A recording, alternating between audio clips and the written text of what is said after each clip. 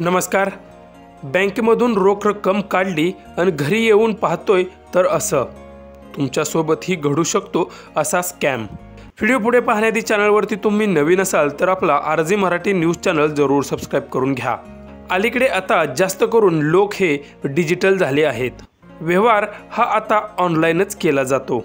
भले तो व्यवहार 1 रुपयांचा असो किंवा कोट्यावधींचा असो, तो ऑनलाईनही केला जातो।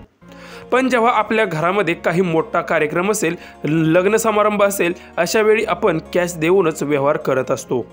त्यावेळी मात्र आपल्याला बँकेमधून रक्कम ही काढावीच लागते आणि तेव्हाच आपल्यासोबत असं काही घडलं तर व्हिडिओमध्ये पुढे तुम्ही पाहू शकता की काही पैशांचे बंडल एकत्र करून एक मोठा असा बंडल तयार केला आहे। हा बंडल कोणीही म्हणेल की पैशांचा आहे, कारण वरून अगदी ते 500च्या नोटांचे बंडल आहेत हेच दिसून येत आहे। पण जसं ती महिला ते बंडल फोडते आहे तेव्हा काहीतरी आतमध्ये तुम्हाला वेगळंच दिसून येईल।